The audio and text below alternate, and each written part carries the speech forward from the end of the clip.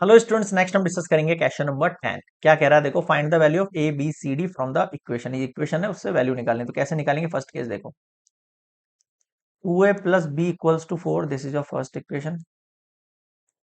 Second, a minus 2b equals to -3, this is your second equation है। पहले इन दोनों को सॉल्व कर लेते हैं, फिर इसके नेक्स्ट वाली कर लेंगे।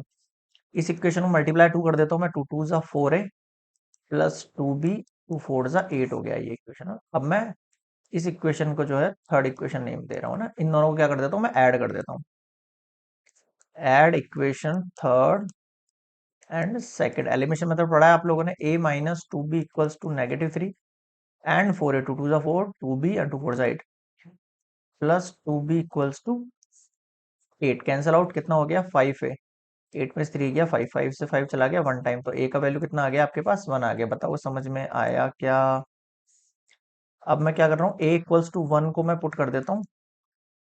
Put in equation 1, this one, 2, a की जगह 1 प्लस b इक्वल्स टू 4। 2 उधर चला गया तो b का वैल्यू कितना हो गया? 2। a और b दोनों निकल गए। अब आ जाओ second, third and fourth equation के लिए। ठीक है, नेक्स्ट वाली स्लाइड पे चलते हैं। यहाँ तक एक बार कॉपी कर लेना आप। ये आंसर हो गया, ये आंसर हो गया ए बी का ना। नेक्स्ट देखो, 5c minus D equals to 11। ये आपके पास एक इक्वेशन है।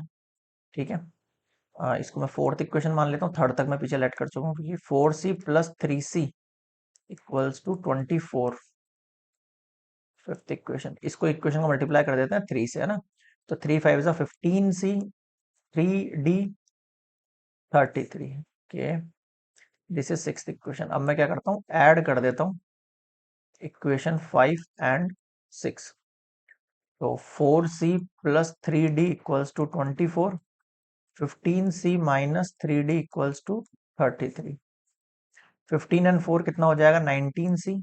इनको करूंगा तो 7 और 5, c का वैल्यू 3 हो गया। अब आप पुट करो इसको, c equals to 3, put in equation 4।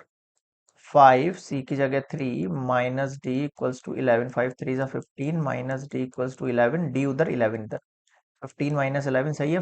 5 3 जा 15 माइनस d उधर जाएगा, 11 इधर आ जाएगा, इक्वल्स टू पॉजिटिव d। कितना हो जाएगा? ये 4 हो जाएगा d का वैल्यू। अब आप देखो, सारे वैल्यूज हमने निकाले क्या थे। a इक्वल्स टू क्या था? 1, b इक्वल्स टू क्या था? 2, c equals to 3 and d equals to 4। बताओ समझ में आया क्या? क्लियर है यहाँ पे? तो this is complete question number 10।